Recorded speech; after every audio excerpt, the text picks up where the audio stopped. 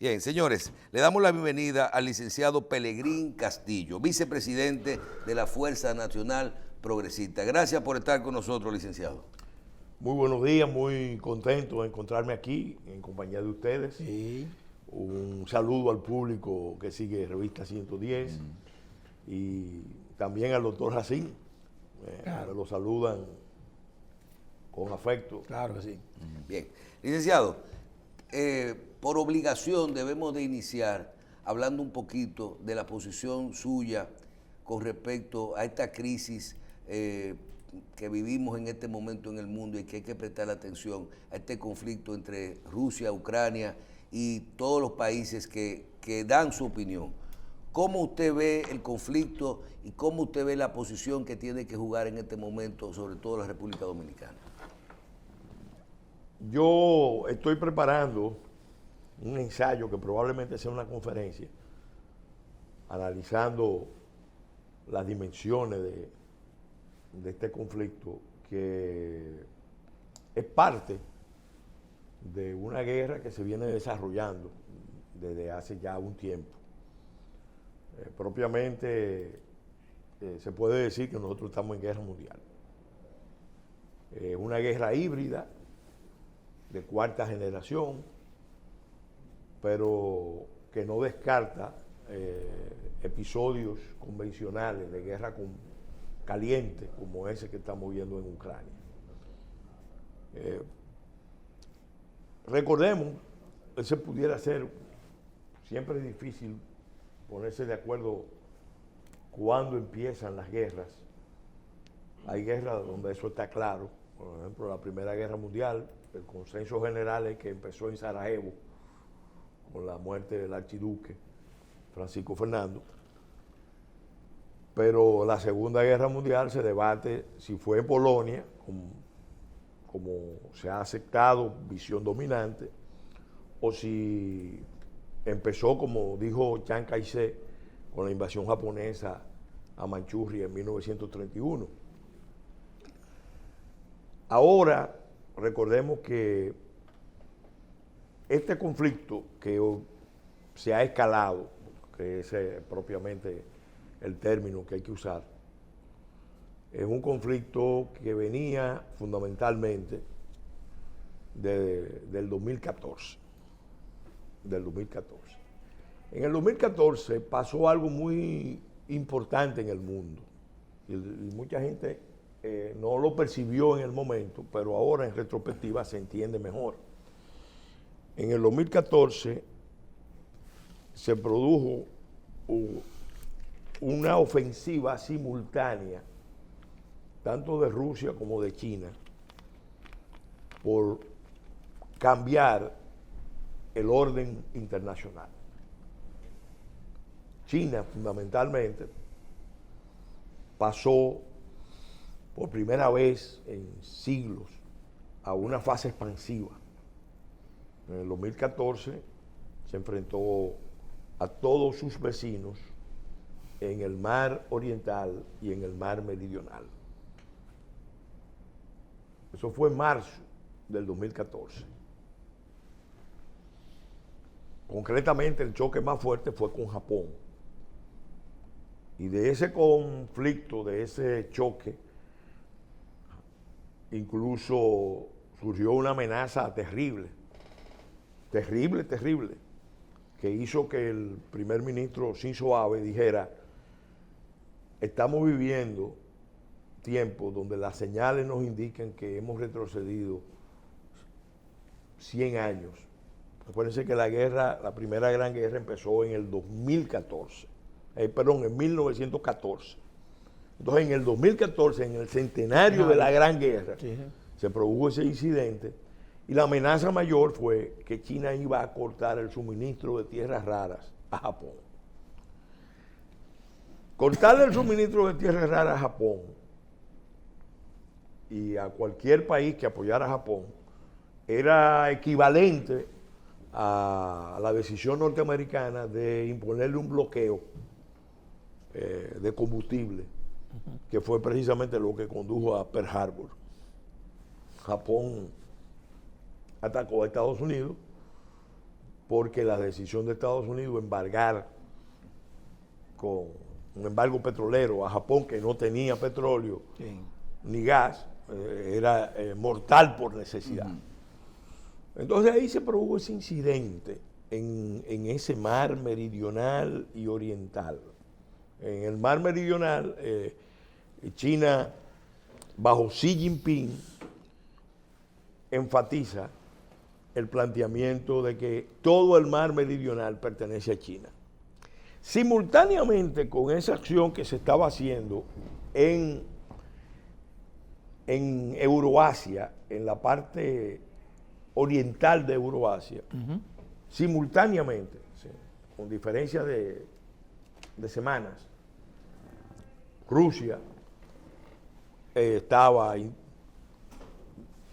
iniciando una ofensiva en Ucrania para responder a lo que fue el derrocamiento de Yanukovych. Y respondió como una ocupación de Donetsk y Lugansk, usando, por eso digo que estamos viviendo tiempos de guerra híbrida. ¿Quiénes fueron los que pasaron la frontera rusa para levantar el movimiento en Donetsk y Lugansk? Fundamentalmente soldados rusos, pero actuando como voluntarios. En el fondo era una operación del ejército ruso, fragmentando la integridad territorial de Ucrania. Ahora, ¿a dónde apuntaba la ofensiva rusa? A apropiarse de la región de Crimea. Porque la región de Crimea es clave para que Rusia pueda contar con su flota en el Mar Negro. Recuérdense que Rusia tiene una situación un poco contradictoria, porque es el país más grande del mundo, 17 millones de kilómetros, con una población... En extensión. Sí, con una población decreciente. La mayoría de la población rusa está concentrada en el extremo occidental de Euroasia, es decir, más mirando hacia Europa. Las otras zonas son casi desérticas. Y Rusia ha vivido siglos luchando contra invasiones externas, que vienen de Oriente, que vienen del sur, especialmente la tribu turcomana, y en el siglo XIX y en el XX, que vienen de Europa. Primero fue Napoleón, pero después fue Hitler. Sí. Incluso la entrada hacia la Unión Soviética fue hacia uno de los puntos más que detuvo incluso la ofensiva sobre Moscú, fue el intento de apoderarse primero de Ucrania y luego del Cáucaso. Entonces, ¿qué pasa? Ese episodio simultáneo de las dos potencias dominantes en Euroasia planteaba ya un cambio en el orden mundial, porque los argumentos que usaron ambos, tanto Rusia como China, eran argumentos históricos. China estaba invocando su soberanía sobre el mar oriental y sobre el mar meridional, basado en el hecho de que hay documentos que prueban que esos mares le pertenecían a China hace siglos. Eso implica una revisión de todos los acuerdos, de todas las normativas, desde que se crearon las últimas organizaciones internacionales. ¿Por qué pasa eso? Bueno, porque China pasó ya a una fase ofensiva, expansiva, retadora para convertirse en potencia mundial. Ahora mismo hay tres, de esto se puede hablar mucho, pero hay tres hechos muy claros. Fue notable que Estados Unidos estaba incitando a Rusia a que atacara Ucrania. O sea, le ponía fecha, Sí, sí. Lo dijo. le ponía hora, Biden dijo, sí. le explicaba cómo iba a ser la operación. Eso fue, vamos a decir, un programa. una provocación permanente para que Putin atacara a Ucrania, porque si no lo hacía, iba a proyectar la idea de un poder débil. Que finalmente Putin produce la acción. Hay tres cosas que han pasado con motivo de esa acción, que la gente no lo percibe claramente. Primero, ya con esta acción se logró algo que Estados Unidos estaba buscando, que era romper la tendencia europea, particularmente alemana e italiana, A Rusia. hacia Rusia. Porque en la Unión Europea, y los culpables en gran medida son los norteamericanos, porque durante los últimos lustros, Estados Unidos se obsesionó con la idea de construir en el Pacífico el nuevo espacio de crecimiento económico del mundo. En vez de ser el Atlántico, que lo ha sido por siglos, Estados Unidos y China hicieron una alianza. Recuérdense que China ingresa a la Organización Mundial del Comercio de la mano de Estados Unidos. Hicieron una alianza, eso fue en el 2001, para desarrollar ambos límites del Pacífico. Estados Unidos dominando la corriente oriental y China en la occidental. Esa era la idea el mundo va a girar alrededor de esa alianza, esa mega alianza que Neil Ferguson, el historiador británico, llamó chimérica. Una mezcla de China y América. Un animal, un engendro fabuloso, porque Estados Unidos con todo su poder, aliado a China, iba a convertir el orden global en un orden girando alrededor del Pacífico. Esa era la visión. Los europeos, viendo eso, ese interés de Estados Unidos hacia China, hicieron así y empezaron a mirar hacia Rusia, concretamente Alemania y también Italia. Y lo vieron, o sea, Rusia siempre fue un proveedor, incluso en la Guerra Fría, un proveedor natural de gas y petróleo de Europa. Lo es ahora mismo, el principal proveedor. Pero Estados Unidos insistía que no convenía que Rusia tuviera esa posición de ventaja de poder sobre Europa. En el fondo, Estados Unidos medio temía la posibilidad de que en un momento dado la Unión Europea, liderada por Alemania, produjera una especie de alianza con Rusia y sus recursos, y que por la vía económica se consiguiera lo que Hitler no pudo conseguir con la guerra. Fíjate que eso llegó tan lejos que el primer ministro, el canciller alemán, Gerhard Schröder, pasó a ser el presidente, primero del proyecto del Nord Stream 2 y después presidente de Gazprom. O sea, la alianza ruso-alemana estaba muy encaminada. ¿Qué pasa? Ahí se da, ya con este escenario, un cambio, un vuelco importante. Porque recuérdense que venía desarrollándose, y mucha gente no lo percibía, una especie de guerra de gasoductos.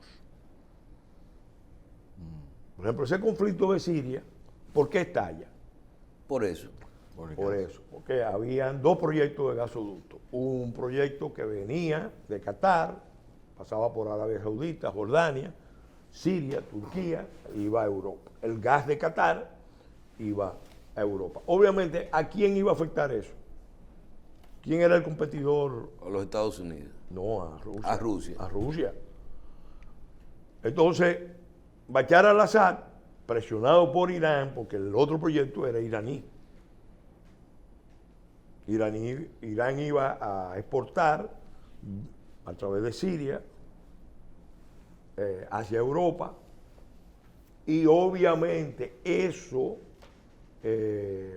explica por qué las potencias europeas y la norteamericana estaban tan empeñados en un acuerdo nuclear con Irán para tranquilizar a Israel y tranquilizar a toda la región.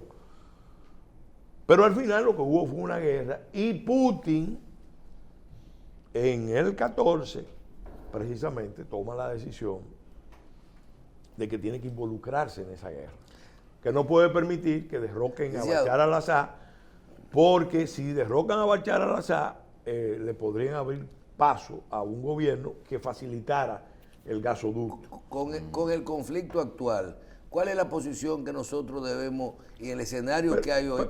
Pero déjame cerrar el juicio. El primer efecto de este conflicto es ese. La geopolítica de los gasoductos cambia. Ahora mismo hay 3 proveedores posibles de Europa, además de Noruega, que están en la cuenca mediterránea. Y ahí se ve que hay un empeño de Estados Unidos y de la OTAN, pero de Estados Unidos, de que Europa dependa lo menos posible del gas. Segundo efecto inmediato, por lo que yo creo que Xi Jinping se va a convertir en el mediador de este conflicto. China. China había trazado su política de la franja y la ruta de la seda. Eso, un sueño que empezaba a construirse, ya mucha inversión en infraestructura en toda Euroasia, y la idea era poner la producción china en el otro extremo de Euroasia en cuestión de días, a través de una serie de vías, de trenes, de cosas, hacia toda Euroasia. Con este conflicto, ya ese proyecto está bloqueado. Está bloqueado. Lo que se ve en el discurso de Biden es que Biden empieza a satanizar a Putin como el enemigo peligroso, el enemigo cruel, el abusador, corrupto, el abusador. El enemigo abusador. Pero a China la distingue como el competidor.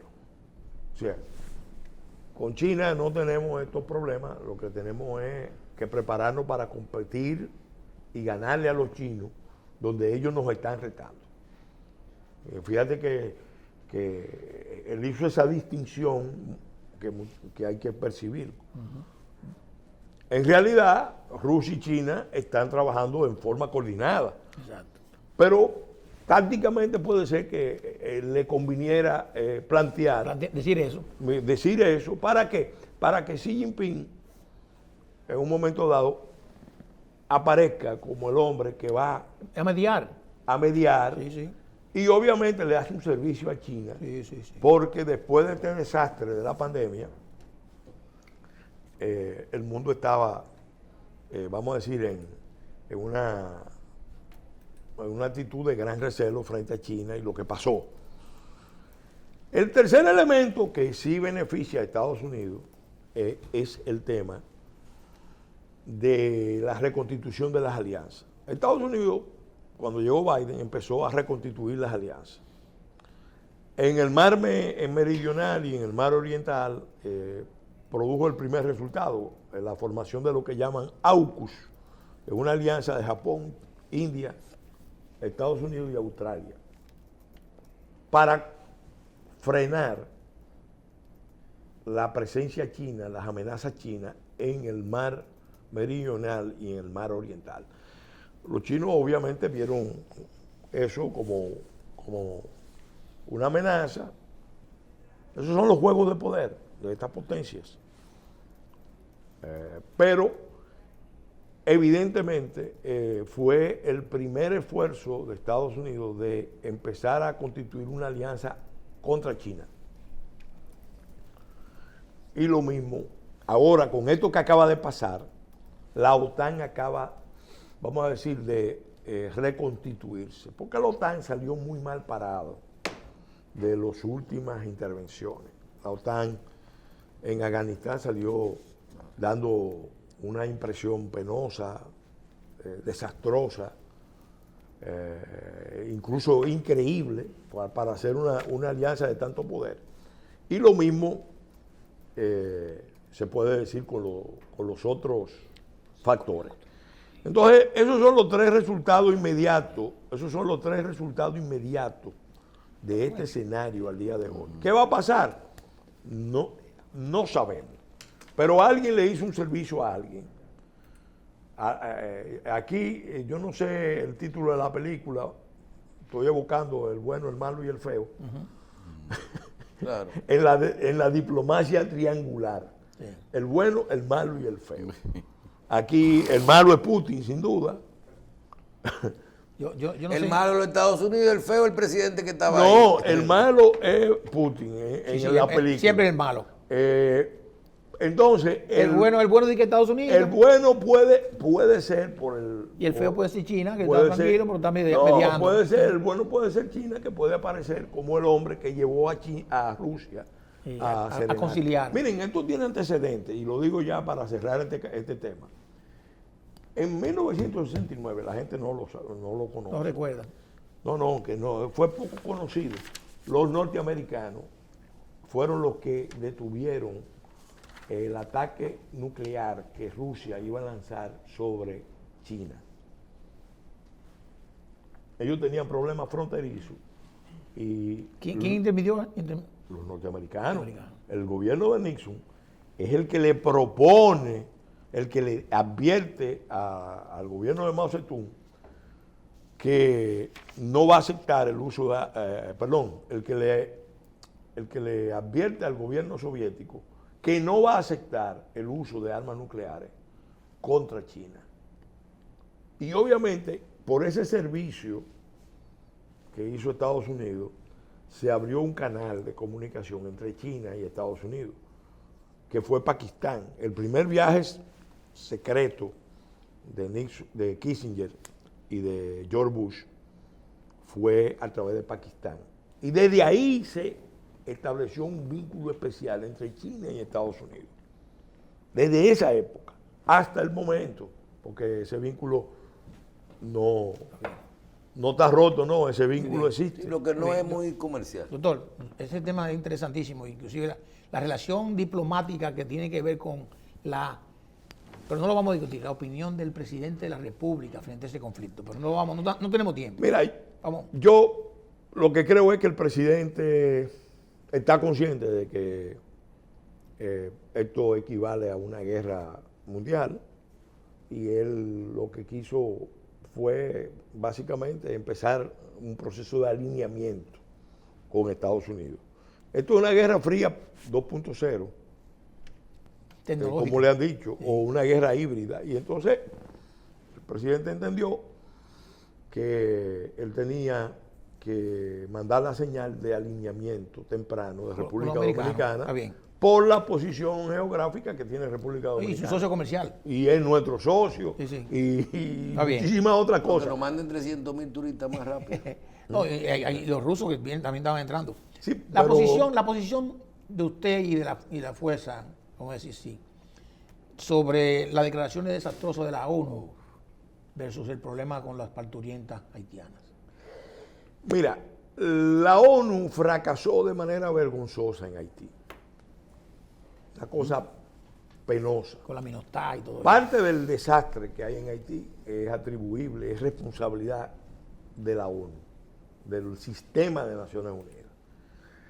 En realidad hay muchos episodios conocidos y hay muchos otros episodios que no son conocidos, donde se demuestra no solamente la incompetencia, sino la corrupción imperante en el sistema de Naciones Unidas y su articulación con las ONGs nacionales e internacionales. Y ellos, sin duda, tienen años acomodados a la idea de la solución dominicana al problema haitiano. Eso lo plantearon ya en el 49 y ha sido la guía de acción de ellos. Y obviamente han avanzado mucho porque aquí tienen muchos cómplices. Tienen muchos cómplices. El gobierno ha hecho unos planteamientos que van en contra de esa línea, porque el presidente fue a Naciones Unidas y dijo, no hay solución dominicana al problema haitiano, la solución tiene que ser internacional, y después empieza a tomar acciones para que el discurso tenga credibilidad. Incluso una de esas acciones más contundentes fue el muro, pero también tomaron acciones con el tema de las parturientas. La ONU sabe. Pero decirle que nosotros, que si están aquí en cualquier condición, que hay que darle documentación que lo regularice. ¿Usted vio el comunicado completo? Sí. Eso es espantoso. Señores, es que eso no es nuevo, eso está hace muchos años trabajándose. Ellos lo están reiterando de nuevo, porque ellos no renuncian a la solución dominicana al problema haitiano. Claro, detrás de la ONU, vamos a decirlo con claridad, es más fácil. Hay poderes de Estados Unidos. O sea, que también quieren que se resuelva. No. Sí. Y poderes europeos. Y poderes de Sudamérica. ¿Qué es lo que quieren? Todos quieren a los haitianos mucho, pero nosotros debemos de contestar eso de inmediato. Claro, el país tiene que responder y no puede responder como respondió el ministro de la presidencia, que fue una respuesta sublime, muy vaga, muy general. Muy light. La Cancillería no ha dicho nada, que debería ser el órgano que saque un comunicado contundente. Eso viola la ley. No, la Cancillería debería responder. E incluso, yo lo voy a decir aquí con claridad, mira, aquí tenemos un problema muy serio de soberanía, porque el sistema de Naciones Unidas aquí hace años está interviniendo y mientras más débil son los funcionarios y las instituciones nuestras para jugar su papel, entonces ellos van asumiendo los roles. Aquí hay una intervención de Naciones Unidas en instancias diversas. Por eso dije, más intervienen, es intervención. Entonces, están interviniendo usando procedimientos muy... Yo no me meto con lo que ellos hacen. Óyeme, están interviniendo con procedimientos muy cuestionables, incluso con ofertas muy realmente inaceptables. A mí me consta indecentes, que han ido a instancias gubernamentales a plantear cosas que tienen que ver con el tema de la solución dominicana al problema haitiano. Aquí le escriben de la frontera y le dicen, dígale al señor Pelegrín que a las ONG le están contratando a las embarazadas, le están pagando los partos y en dólares. Mira, nosotros, yo lo quiero decir, nosotros, me refiero a Fuerza Nacional Progresista, pero creo que lo vamos a hacer varias instancias, incluso el foro de partido, el foro permanente de partidos políticos, que ahora estoy encabezando. Es el FOPREDON. Sí, el FOPREDON. Sí. Nosotros vamos a pedirle a la Procuraduría que abra una investigación, porque la información que hay desde hace tiempo es que hay un gran negocio montado de ONGs que venden un servicio de trasladar a esas embarazadas desde Haití o desde zonas del país a los hospitales dominicanos. Le cobran por el servicio. No son ONG que están recibiendo fondos internacionales para ayudar. Es un disfraz. No. Le cobran a las haitianas embarazadas para traerlas a los hospitales de República Dominicana. El Estado Dominicano está pagando todos los años esa cantidad. Técnicamente es un mecanismo de defraudación. Así es. De los fondos públicos dominicanos. Del fisco. Y obviamente eso no pasa si no hay una complicidad local. Sí, sí. Y nosotros vamos a pedir ayer- que se abra una investigación sobre ayer eso. Leonel Fernández dijo eso en una entrevista. Claro. Hay que investigar eso. Tenemos pendiente hablar de la diferencia entre una valla y un muro, ¿verdad?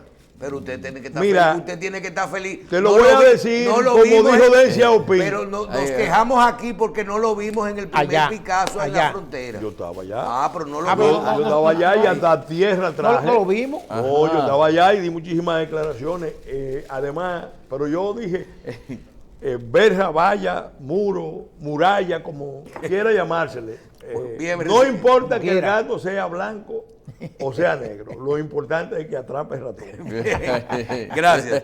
Señores, se nos fue el tiempo. Licenciado Peregrín Castillo, vicepresidente de la Fuerza Nacional Progresista. Gracias por estar con nosotros.